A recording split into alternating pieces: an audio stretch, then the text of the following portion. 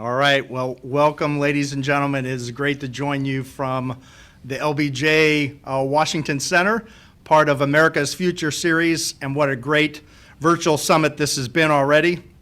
We look forward to sharing a few words of insight into what's going on. A huge shout out to America's Future series and the leadership that David Hamilton provides on a daily basis to bring together experts from across national security to talk about the problems that we face as a nation and the solutions, more importantly, that we're going to get after. So we are absolutely thrilled to be here. David has often challenged me of, I can help assemble the panel that I'm asking you to lead, or you can come in with some like-minded folks. And I always go for that option because I have assembled a group of not only professionals but friends that share in this space, and I'm sure are going to blow your socks off by their insights and their thoughts and their vision of where they want us to go. Now, by way of introduction, I've assembled this panel, and we call it America's Digital Future, Charting a Path Forward by Harnessing Technology. The way that I'm going to handle this, I'm going to offer a couple of introductory remarks, and then I'm going to introduce each of the panelists one at a time, let them offer some remarks, and then if we have time at the end, we'll kind of get some engagement going, ask a few questions, and see where we go from there. By way of a spoiler alert, the way that we've assembled this panel is a little bit of enterprise and worldview, and then all the way down to the state level. So tactical to strategic, world to state. And so that's a little bit of a spoiler alert about who you're going to hear from today. But by way of introduction, my name is Chad Raduege. I had the privilege of serving our nation as an officer in the United States Air Force for 29 years. I recently retired about 2 months ago, and here I am, and broad new vision, broad new ideas. The idea was to start chapter 2 by doing something meaningful, and my meaningful search began in the August timeframe of last year, where I cast a wide net, and I talked to anyone that was willing to talk to me, and I garnered some ideas about what was going on outside of the military, what was going on outside of national security. I've always been impressed by the innovation, the speed that our industry partners have been leveraging for many, many years. And so I thought maybe we get into that type of business. And so my chapter 2 was pretty simple: find something that was meaningful. And so along the way, I've been able to have some amazing conversations and talk to some visionary people in industry, in national security spaces, and in academia. And so that's where I've landed. After 29 years of taking ourselves around the world, I brought my wife and I back to her home state of Oklahoma, where I have joined the University of Tulsa as the executive director of the Oklahoma Cyber Innovation Institute. This is a brand new institute that we have just stood up.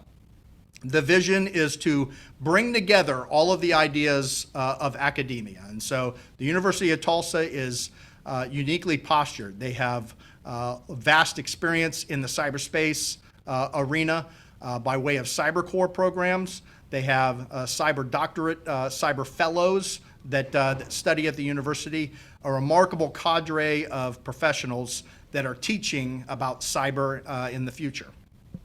So I'm coupled with that. I have the opportunity to think about workforce development across the state of Oklahoma. And so I'm truly excited about K through 12 and beyond, and what's the cyber education that we need to get after for not only the state of Oklahoma, but more importantly, for America's digital future. And so really inspiring work there. Couple all of that with a little bit of responsibility of building out and supporting the digital ecosystem that is building up in the Tulsa area, as well as the state of Oklahoma.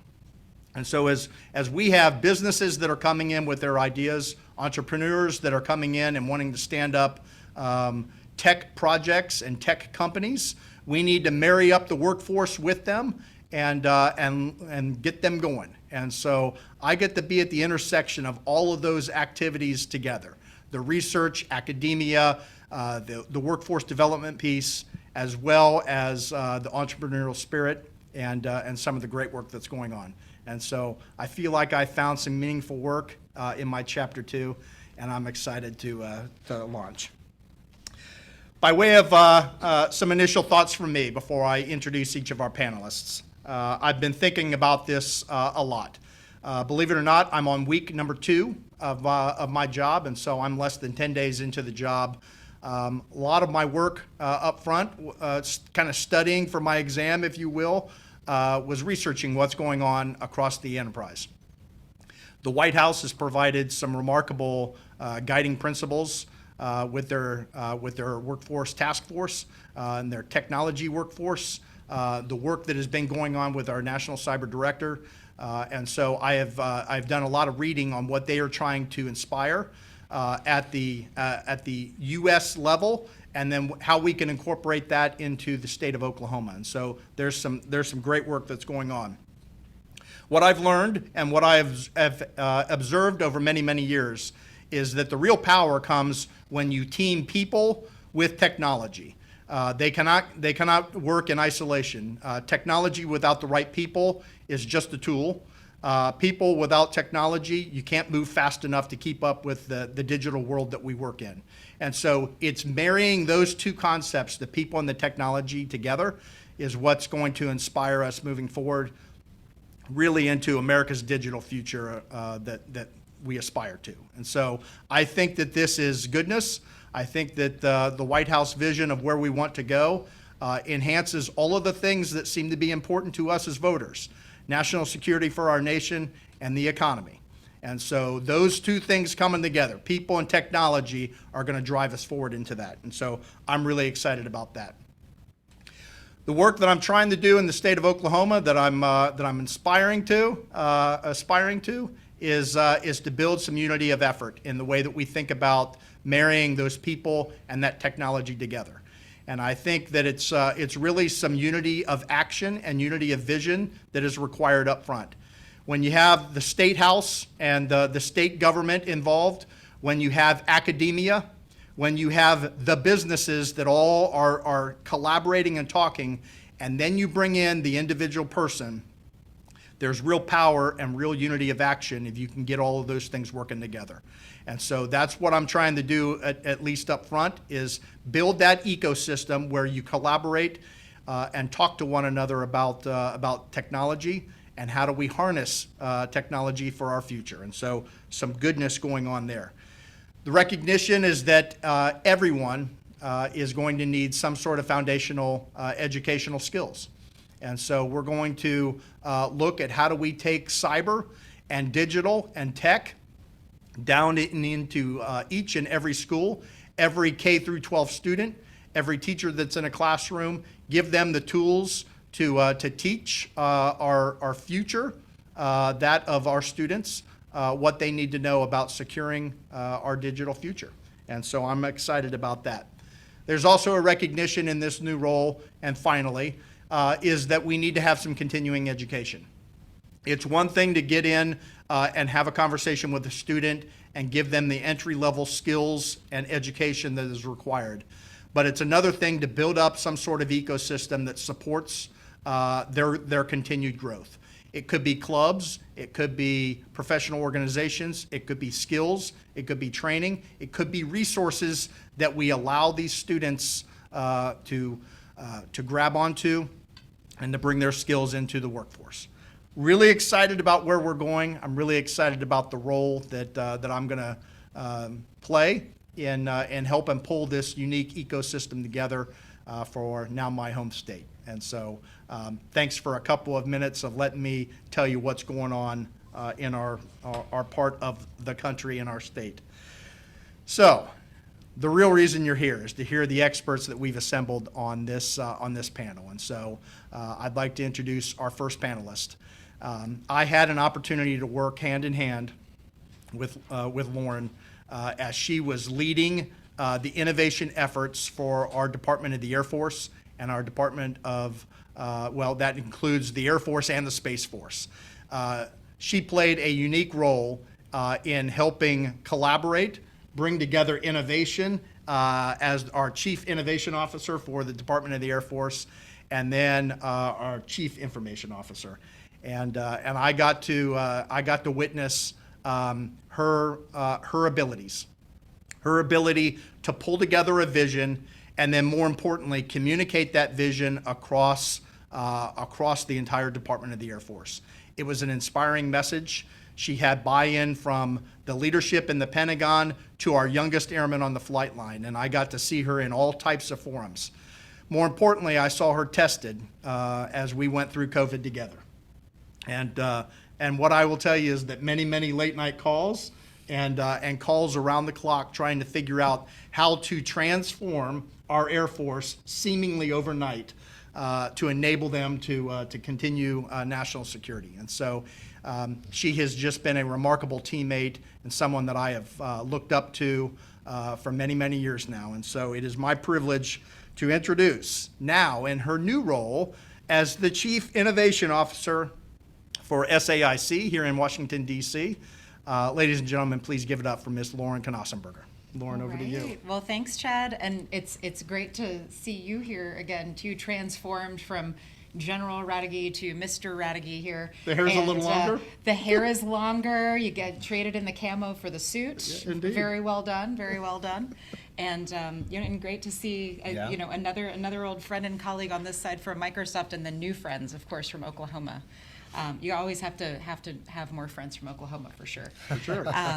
So, it's so funny as you were talking about COVID. It almost, I know it's yesterday, but it kind of feels like a lifetime ago too. And I think back to 2020, the Department of the Air Force, and actually a lot of corporations around the world valued in-person work a lot more. Mm-hmm. And in the military, culturally, it was just like, if I don't see you, you're not actually working. There's no way, being remote work, working from home was kind of how people felt about it in the military at the time. And we went from no capacity to work from home to a merry band of people from around the world, more than a merry band, a pretty lethal force there, deploying within a matter of weeks, really, getting all 750,000 plus airmen plus contractors across multiple networks digital. So, yeah, I hadn't thought about that in a minute, and it is something that we should continue to feel pretty proud of, and the kind of the digital and cultural transformation that came from that. And that's fantastic that you're looking at the next generation of kids and how can we bring people into that field. I'll share with the audience just because I'm sure there are a couple of folks out there that don't know me, but a big part of my story is that about 8 years ago, I accidentally joined the Air Force, was effectively tackled by a bunch of 3-star generals, and I had never met a general before in my life at that point. But I was told I needed to serve my country because I was passionate about the problems that were faced by the department at the time, and I really just wanted to come in and see what I could do to bring emerging technology into the Department of Defense. And just found a really incredible community there, still have a deep love of the Air Force and then the Space Force, which came along during my time there. Just as I thought I was going to escape to go back to private industry, was asked to stick around another few years to be the Chief Information Officer. And we'll say, I guess how many years did you have in? 29. 29. I'm still 29, so so not as many years served. But I have to say that the 7.5 years that I spent, mm-hmm. It was such an honor to be able to serve beside these airmen and guardians and to get after these problems. And if you look at what really motivates people, at least probably a lot of your crew is too. When you can get in and solve problems that you can't solve anywhere else, I mean, there are some gnarly problems in the DoD. And we got to be on the front lines of solving those, and it feels amazing. And so I am only a little bit more retired than you are. I retired from the department in June, and I guess I didn't get to stay retired for long. I did travel around Europe this summer, spent some time with my little girls. And then in October, jumped into SAIC. And it actually, if you'd asked me in June, are you going to jump into the defense industrial base? I would have said, absolutely not. There is, actually, I probably would have said something close to what I said to General Bender when he first said, you need to join the Air Force. I said, I'm incredibly honored, but the probability is approaching zero. I think I said something along those lines. That's what I would have said, actually, about the defense industrial base. But, as I kind of went through the summer and thought about what was really important, I kind of felt like I wasn't done solving some of the problems, but perhaps maybe from a different vantage point. And I actually had lunch with Josh Marcuse today, he's now at Google. He was with the Defense Innovation Board, which has been such another great power for good in our Defense Department, with insights from folks like Eric Schmidt and Adam Grant and Neil deGrasse Tyson, Milo Medine. And it was just kind of good to go back a few years and think about all of those problems that we've moved the needle on, but we have some new things to go. And so one of the things that drew me to SAIC, first of all, I'll say the big one that got me interested in the conversation is Tony Towns-Whitley, Right. Who was most recently the president of regulated industries at Microsoft. So I'm sure you all know each She's other an well. amazing person. She is an amazing person, an amazing leader. SAIC chose her to be their CEO. Right. And what that told me was, this is a company, it's a trusted company, but it's not, it wasn't, I didn't think of it as the coolest company, in Sure. June when I was thinking about this. But it's like, okay, that's bold. Hiring Tony Towns-Whitley, that is bold. And then Tony asking me, hey, we have some good capabilities as a company. We want to really, really double down on our capabilities. We want to be the defense industrial base company that our DoD truly needs. And pretty much all of the things that I care about, Tony cares about, as she's trying to grow this already Fortune 500 company to continue to solve these problems.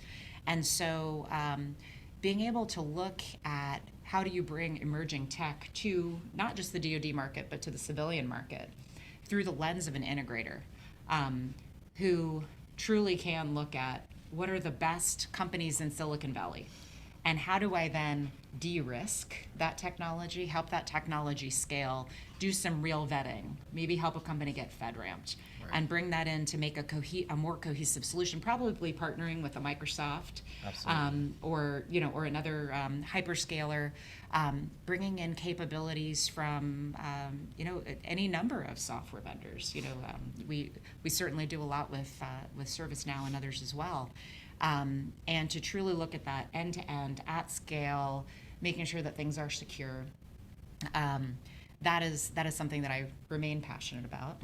And especially, I saw Honorable Heidi Shue recently put out some new language on digital engineering, and it was so timely, because those are the things that actually SAIC as a company has invested in so heavily over the past number of years, that I am personally very passionate about. And so it was pretty cool to see language come out that basically validates, hey, you are on the right track. And then as well with some of the AI capabilities. So whereas you and I were, deep in the trenches trying to make sure that we could operate in this digital world and that we could keep our workforce engaged, whether they were, at the, in their bedroom in Oklahoma, or I don't know, I guess in having a, in a really beautiful probably nature-themed room over at Microsoft. Yeah, right. Or in the halls of the Pentagon. Yes. We can be proud of that. And then I think over the next few years, it really is going to come down to, even beyond digital, how can we truly bring information to people's fingertips at a speed that we have never seen before. And generative AI, I mean, is a huge player there. With ChatGPT, well invested, Right. good job. And some of the other competitor capabilities in generative AI, I mean, it is for this generation now and for us kind of the same thing that happened with us and smartphones and the internet. It is that much more powerful. And pretty neat too. I'm curious to see what happens with kind of the software development life cycle over time too, because more and more developers Right. are leveraging generative AI to at least help with code. We Right. don't want to have it write our code for us yet. It's going to give you C+ code, not the programming language, but Yeah. on your paper. And so, yeah, it'll be really interesting to see. But I'm glad to be back in the game from a different vantage point. It is, it's. I have a great kind of new cohort over at SAIC. I do run our corporate strategy as well as our innovation factories. So I have the guys that kind of build the cool stuff for the corporation, and that's been a lot of fun. So it's a new challenge for me. It's a new way for us to partner, and kind of a new way to contribute to mission. We'll see where it goes. Perfect. Thank you, Lauren, for your comments. And it's great to have you back in the game. It's good to be in the I game. think I speak for everyone in DoD that you were probably the hot free agent that was out there, and we were all waiting to see where you were going to go. And I'm thrilled to see that you've landed someplace that you are doing some meaningful work and bringing your talents to our defense industrial base. So. All right, we're ready for that Super Bowl ring over at SAIC. There you go. There you go. Well, thank you very much. We look forward to having a conversation with you as we move forward. Our next panelist, it is my privilege to introduce, and I don't know what your family would say about you, but I want you to know that I would consider you one of the most interesting men in the world. What an introduction. Well, hey, there's more, and so part of that introduction is USA Water Polo. He is a presidential scholar with the George W. Bush Presidential Center. Wonderful organization. He's a retired Marine fighter pilot. FA-18 flew sorties all over the world, involved in some very big missions, important missions for our national defense. But what I think is so unique about you, and we've only had an opportunity to meet each other in the last couple of months. Right.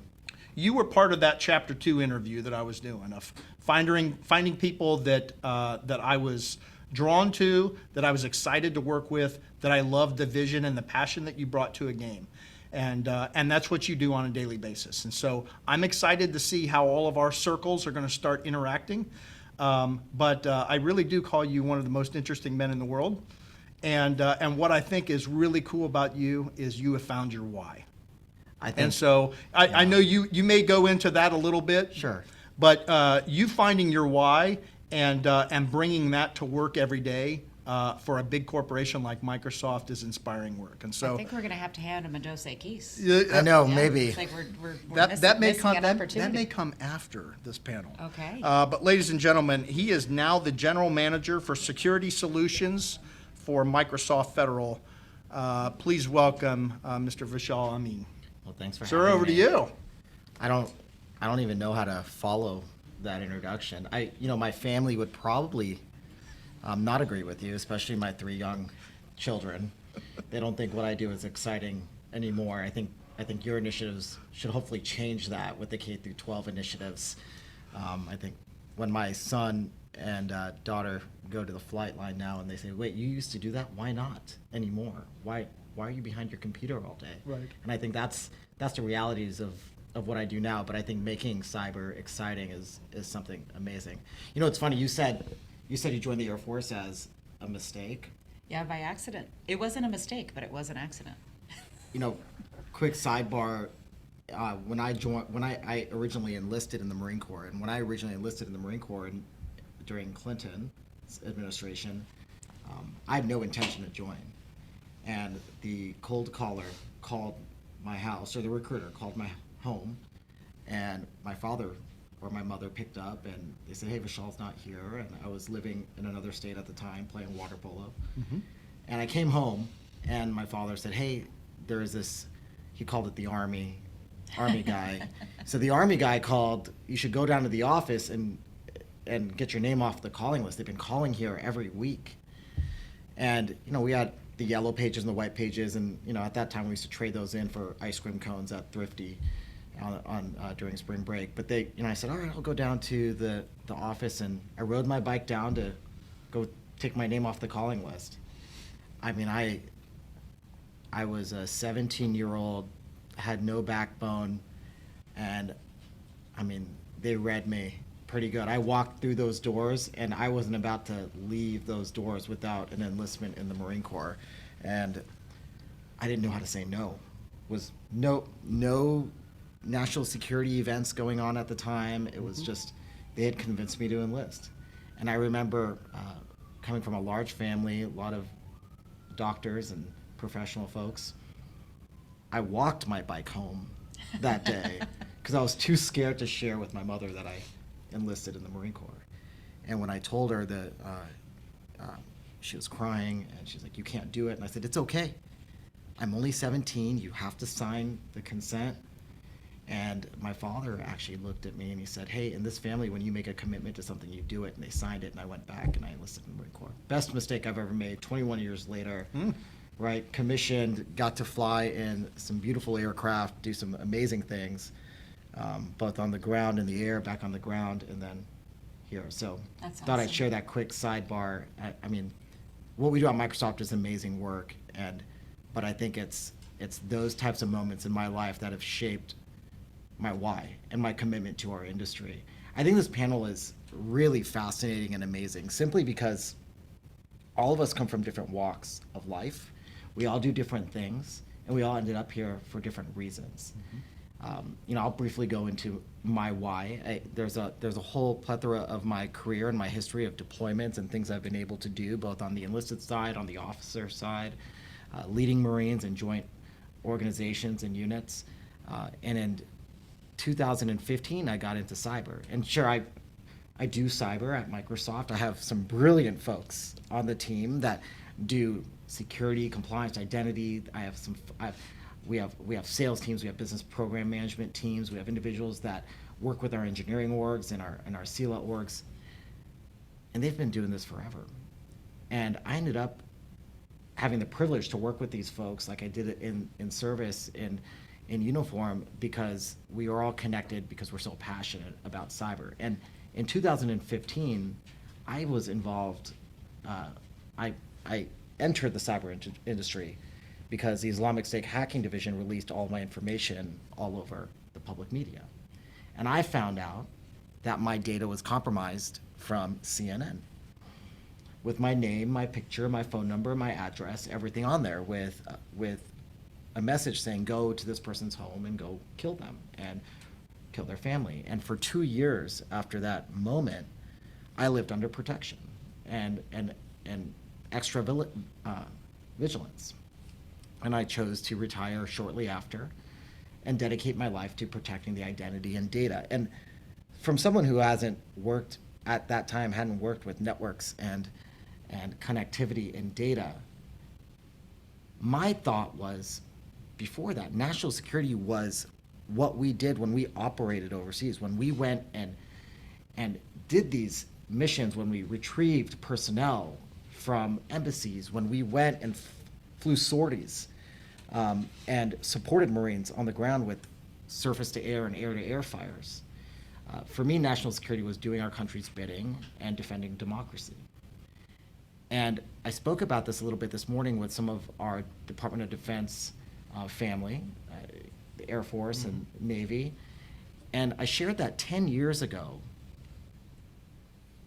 we probably wouldn't have grasped that cyber and the importance of data and analytics was almost part of this maneuver warfare. It was part of our national mission set.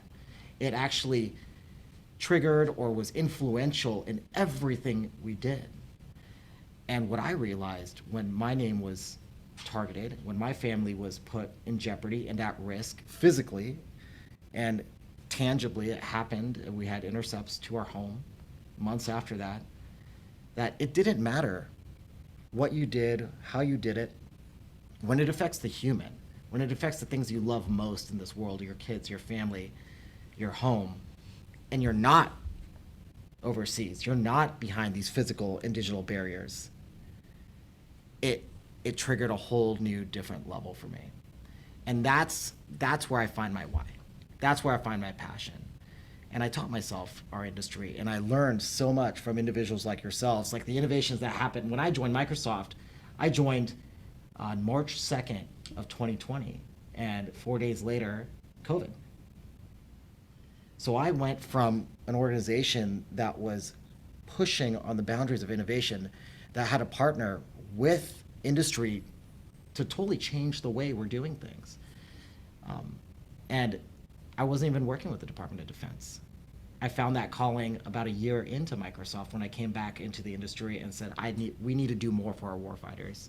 We need to do more for our civil servants and our communities. So I know we'll get into this a little more, and I don't want to chew up all the time, but I think we are all here for different reasons, but at the core of what, if you have a why and you can understand how innovation and how data fits into the outcome of what all of our organizations are trying to do. I mean, you mentioned what SAIC is doing, and I would say organizations like the DIB aren't just building new technologies and fostering growth.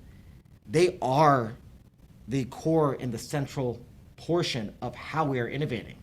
With the declining workforce, with the cyber skills gap, organizations like SAIC are now manning, staffing, and building innovations to carry out these national security missions moving forward.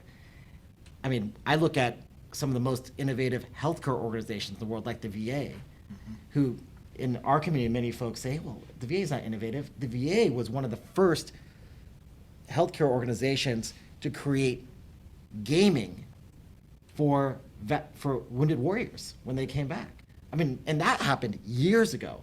So data and innovation is at the core of all of our why and all of what we're trying to do. And I'm really excited to have some of these conversations with you today. So I'll pass it back over to you. Vishal, thank you very much. It is inspiring that you have transformed your why into action, and to see what you're doing from your workspace, but also the associations that you have with America's Future Series, with Cyber Patriot and others.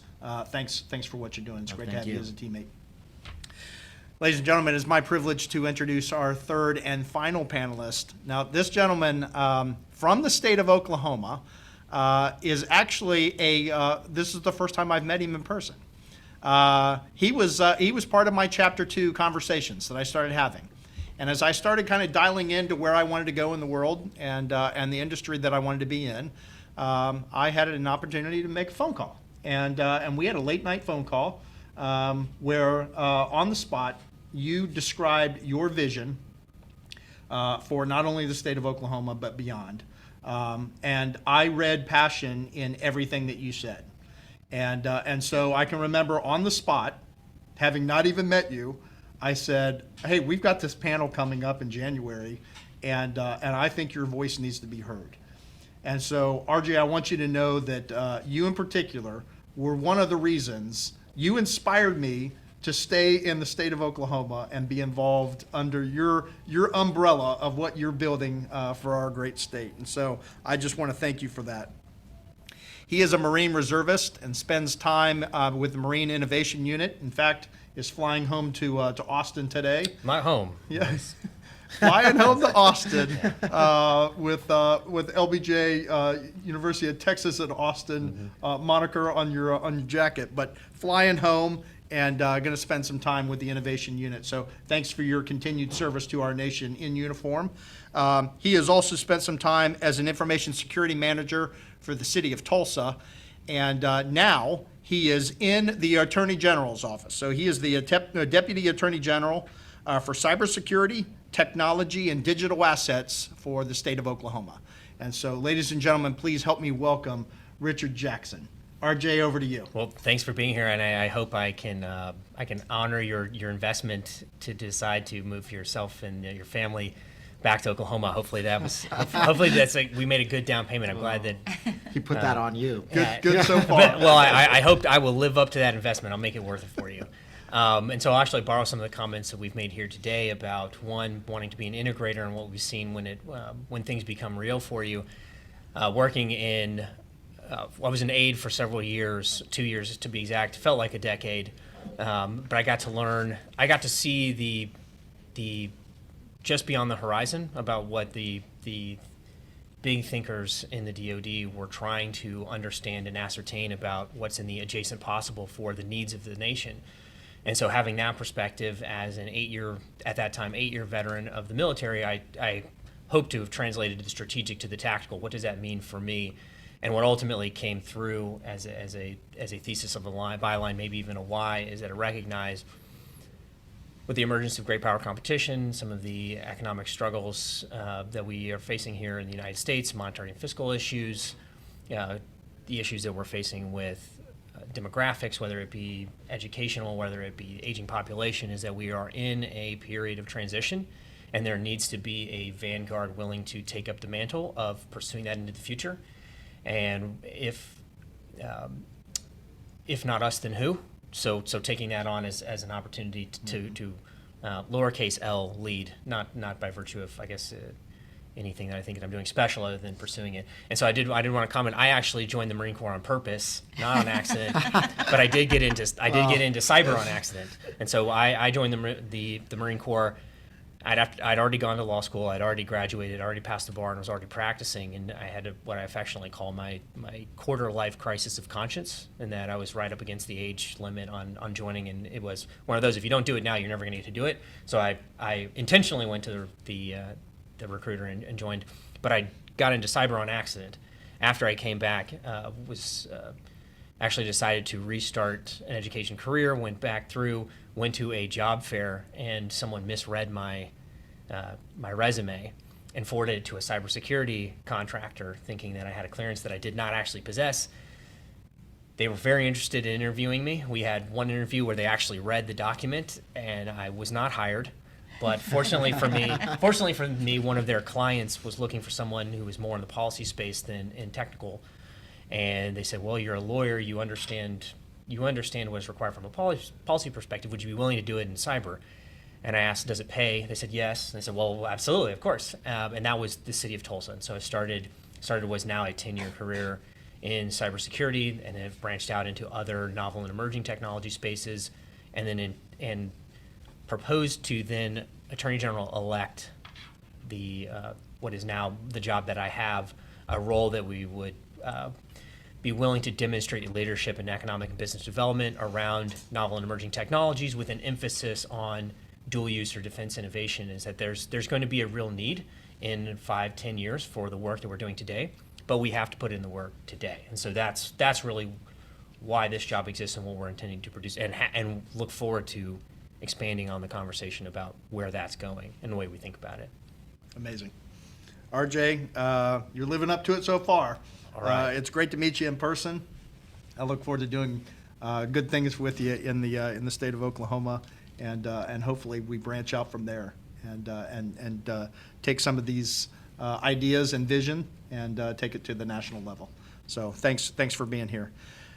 The way that we assembled this panel, and I want to thank each of you up front for agreeing to be part of this. It's been amazing leaders with amazing visions and your whys, and you've inspired me in many ways. And so thanks for coming and being part of this. I'd be interested as we kind of structured this. I thought about the enterprise or world view versus the state view that RJ has, and so. Going with the theme of our panel, the digital future, how are you thinking about that with your companies, and then perhaps at the state level? What conversations are taking place at Microsoft headquarters and SAIC, and then in the state of Oklahoma, to think about digital future, and how are you unifying that? And so, RJ, maybe if I can start with you, and we'll kind of build from tactical to strategic. Sure. So I will actually start off really with kind of two observations. One, that digital future, we could kind of get meta and drop the digital and say that the future, speaking now nationally, the future of the United States is a digital future. There's no distinction. And so if you think in the one sense, on the one hand, we have the information domain that is an abstract concept, and then we have the physical domains, land, sea, air, now space. Where those things used to be tangent was inside of our heads. You'd make, right, the OODA loop. You'd make an observation, that is data that occurred. You would take that, you would orient it, which is turn data into information. You would make a decision, and then you would act back in the physical space. Now that tangent occurs more and more, and perhaps ever increasingly, and almost sometimes exclusively, through some type of platform. whether it's a technology, whether it's C5ISR, we could get into the details, but there is now a technology nexus where those two places are tangent. And I would call that the new logical domain that is cybersecurity. So the future of the U.S. is going to live in that littoral between the abstract and the physical worlds that is the cyberlogical domain. So that's the one element. And then thinking about technology from the state's perspective, if that's the future that we are pursuing from a national or global perspective, how can we as a state be an integrator for those who are doing those very difficult things in technology space? Can we build and develop the systems and processes that make those things easier? And so the conversation that we're trying to have in the state of Oklahoma is effectively a public-private partnership, a tripartite partnership, where the state is working in concert with the federal government. How can we be a better partner to you, the federal government, particularly in the DoD? Again, the emphasis around dual-use defense innovation. How can we be a better partner to you, private industry? And how can we facilitate interactions between the two? So can we establish laws, statutes, regulations, systems, policies, processes as a whole of state effort to make what you do easier to do in the state of Oklahoma? The intent following from that is that we want to be the premier jurisdiction for that type of innovation space. And so it's less about the technology, more about the process for us. How do we help facilitate things being done in the Marine Innovation Unit, at AFWorks, at Naval X? All of the things that we recognize that if we stay platform specific, that will calcify and grow old. But the process of innovating and developing that next thing, if we can create a competitive advantage there, that translates not just for the state, but for the United States. And then, again, a strategic overmatch that hopefully averts great power competition becoming great power crisis or conflict. That's great. Love what you're doing at the state. I see how he convinced you to move to Oklahoma. I know. I mean, Yeah. it's inspiring, isn't it? Yeah, and I'm going to start I love- rumors that he was the recruiter that pulled Yeah. Vishal into the Marine Corps. Probably. I- don't well, know. That's a good rumor. It depends on what part of the Clinton administration. I might have been a little young. We'll just pretend. Just You're pretend. You're Just just pretend. timeless. Or Timeless. pretend. I'll take that. Yeah. Vishal, what are your thoughts? How do you think about the digital future at Microsoft? So, Satya years ago said something, and I think some great leaders have said this. Every organization is a security or a technology company and a digital company.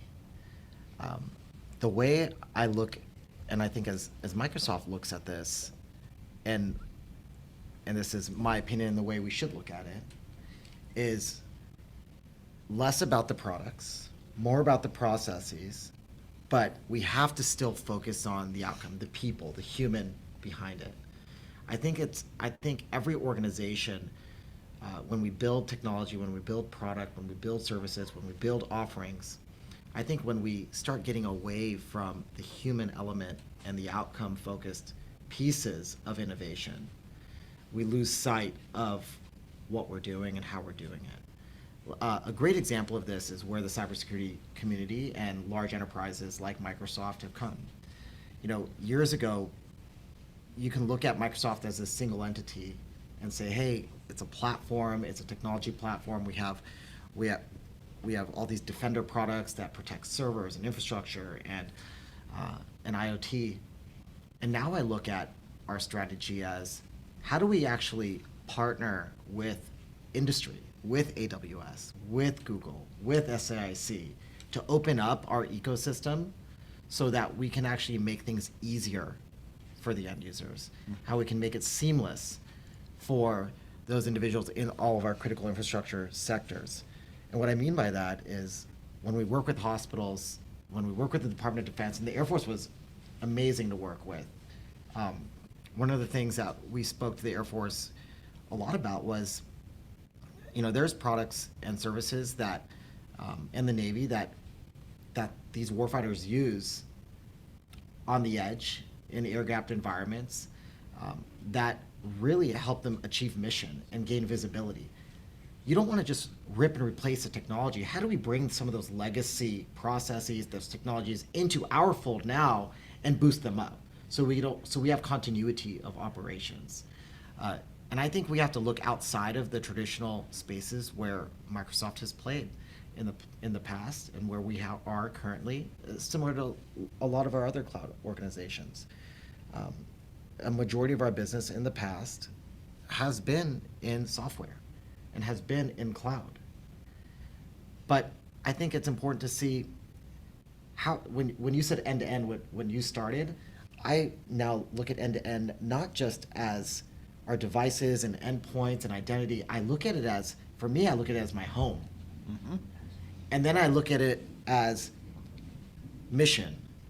And there's people on both ends, not just devices and telemetry. So when we talk about where we need to be as an organization, we need to open up our ecosystem and do more than just protect servers and infrastructure. We have to start looking at things like misinformation and disinformation. We have to start looking and working heavily with and partnering with our U.S. government allies on secure elections. And we have to start doing things that actually affect our democratic processes, our way of life here. I mean, and again, Microsoft, I look at us now as being more of a conduit to mission and an enabler to do more good, right? We are not the end state. We're not just the mission objective. We need to be the individuals that bring in all these collective partners, open up our ecosystem to do more good. And that's where I see the role of enterprise technology. The reason I keep referring earlier on, and even now, where I see organizations like SAIC, I think the DIB space specifically, and not just for the industry, not just for defense, but these service integrators are let's call them the OGs of companies that actually have to bring in all of our different products, all of our different services, attach people to the processes, to the technology, and say, listen, Microsoft, you're doing it this way. Google, you're doing it this way. AWS, you're doing it this way. We're going to actually have to tie this all together and make it real for our customers. And I think all of us in enterprise technology have to get there. We have to do more in that space. We have to be more inclusive. So hopefully I answered your question a little bit. I really think there's a new wave of investment we need to make in enterprise cloud and enterprise technology. And you mentioned we're all moving to platform. I look at Microsoft as a platform, a digital platform that enables more good, that helps us protect more individuals, that helps us drive more innovation and drive more change. When we spoke about COVID, the mission wasn't to get everyone virtual. The mission was, how do we get people to talk and collaborate and continue the mission without being in person? Yeah. Had nothing to do with the technology, had everything to do with the outcome of what we needed to get done. And I think the DoD and the Air Force specifically did an amazing job of getting that done in such a short period of time. I mean, we were proud to be part of that, but just like every other organization, it had nothing to do with the technology and had everything to do with making the processes and putting the law and the policy behind it, and then making sure that the outcome was met from the warfighters, the sailors, the guardians, the Marines, the airmen, and I'm sure I left out a few, but again, the technology was just in there, and that's what we have to get to. We have to start thinking outside of the box a little bit. Well, I know Lauren's smiling because you gave the Air Force credit for our COVID response, and she was the one leading that effort. And so we have a lot of pride in your words. Thank you from a customer standpoint, former customer of yours, the work that you're doing to take that integration piece off of the customer. Too often, we were responsible for trying to assess all of the technologies that were out there, find best of breed, and figure out the interoperability between them. To hear your vision of where you're trying to go, where you're getting into that space and helping solve and come in with a solution is amazing. Can I add one thing real quick? I think it's also important for us as a technology industry to be transparent and honest about things. I mean, I'm in the cybersecurity space, Yeah. and I believe, and look what happened to me personally. Everyone goes through a compromise. Everyone goes through incidents, and as a DoD, we all do it. And I think that's the key differentiator that we see in these successful companies now is we're honest, we're transparent, we see the issues, we mitigate, and we overcome, and it shows resilience. And I think that's a key portion of this innovation journey that you're alluding to is having that open and honest and transparent conversation. It's amazing. Innovation journey. Absolutely. We're racing toward our finish line where we're going to get cut off, and I can't think of a better person to bring us home. I'd love to hear your thoughts, Lauren, on the digital future and how you're thinking about that at SAIC. All right. Well, first I have to say it's been a pleasure to be part of this joint task force today. Air Force and Marine Corps here taking over the world together. It's always a good thing. For me, I think one of the biggest, most important words right now is going to be focus, probably. Because if I look at what we truly want for our government and for our military, we're all citizens. We all want our government to be really effective in the way that it takes care of our citizens. We also want it to be efficient. We don't want to waste a bunch of time. We don't want to waste our time as we're getting these services. We don't want government employees wasting time. And even more important in the military, if you have somebody who is willing to sign up at 17 to serve, you want folks to be able to focus on the mission. And people on mission is always going to be the most critical asset and the most and the least available. And so anything that we can do to keep people on mission and to keep our government and our military moving forward with the data and information needed to make the right decisions, that people are equipped and they're able to do the mission at hand and not distracted by something else that is just when easy things become hard, which still happens. Sure. And there's plenty of work to do in those areas. If I look at what I want to see for SAIC toward solving those problems, we are going through right now, with the new CEO, with me coming in, we're looking at what are the things that we truly believe we can do better than anyone else, that we uniquely can bring to the fight. How do we really focus on those things? And I have my own thoughts at this point, 2.5 months in on where are we strongest, and then what are the problems that we care the most about solving. And we are a very DoD and federal civilian both focused company, but what are those national imperatives, those things that we must do as a nation really well, and how do we especially take those things that we do best and apply those to that problem? And I kind of use that framework as I'm thinking about myself and career choices in life too.